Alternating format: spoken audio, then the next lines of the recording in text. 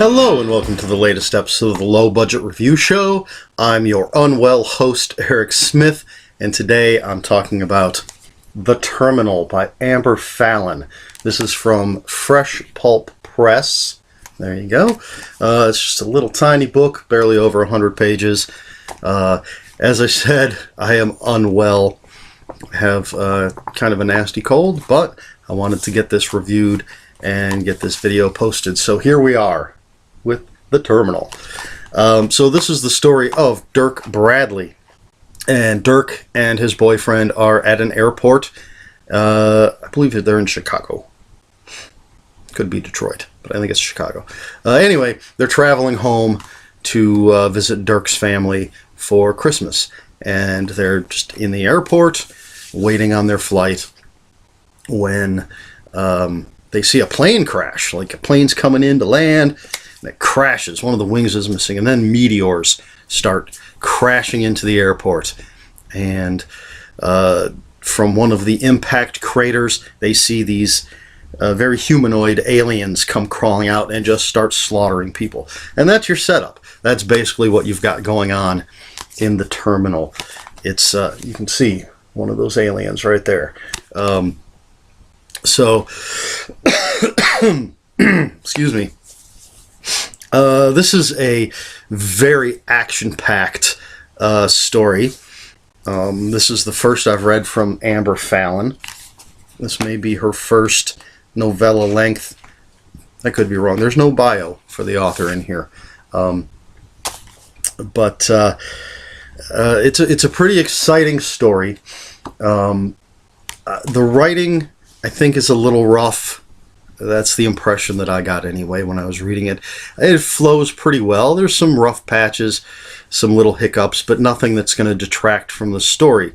And the story itself, once it gets going, it's just craziness. And again, it's Dirk Bradley. He's telling the story. This is all first person. And the character starts out kind of a snarky kind of character, and I think I believe that's so that we can see his character arc. Since it is such a quick story, it happens over such a short period of time. We need a way to see his character develop, and so by starting out as this sort of snarky kind of character, it gives us a starting point to see where he ends up by the end of the story. And as it's all within the airport, and these aliens just show up and go nuts.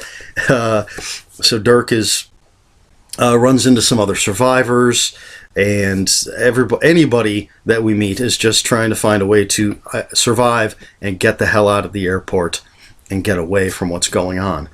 And there are a few other characters that we do, as I said, meet some other survivors. They're all interestingly written characters. There are a few that are sort of almost blatantly archetypal type of characters. Again, I think because it's such a short story and there isn't a lot of room for character development, we're just sort of kind of smacked with, this is the type of character that this is. And a couple of these characters are given just very sort of, this is their personality, deal with it kind of thing, which is fine. Again, when you've only got 100 pages and there's so much action going on, and the characters are, I don't want to say cannon fodder, because not all of them are. There are a few, but it's more about Dirk than it is necessarily these other characters. So they're sort of not just two-dimensional, but not quite fully three-dimensional. But that's fine. It works within the context of the story. The aliens, kind of genetic. Again, they're just sort of these large humanoid, steroid-looking guys with sort of primitive weapons, swords and battle axes and things like that. They do have some body armor, but there's a lot of bear skin, barbarian type characters, and that's fine. It certainly makes them very intimidating opponents for the puny humans. Excuse me. So it's, if you want to have just a crazy good time with over-the-top violence and action, then this isn't a bad story to pick up. As I said, I really enjoyed it, despite, I think Amber Fallon, as she goes along, I think her writing is definitely going to smooth out a little bit. There are a couple of things that did bother me. They're just, it could be completely personal on my part. And I won't specifically say what they are. I'll kind of hint here. But if you want to know, you can ask in the comments and we can talk about it there, because we'll post spoiler warnings. There is something about the character, Dirk Bradley, that bothered me within the context of the story. Just because of some of the things we learn about him, and then later in the story something happens, and to me, again, this may, no one, you may not even notice this.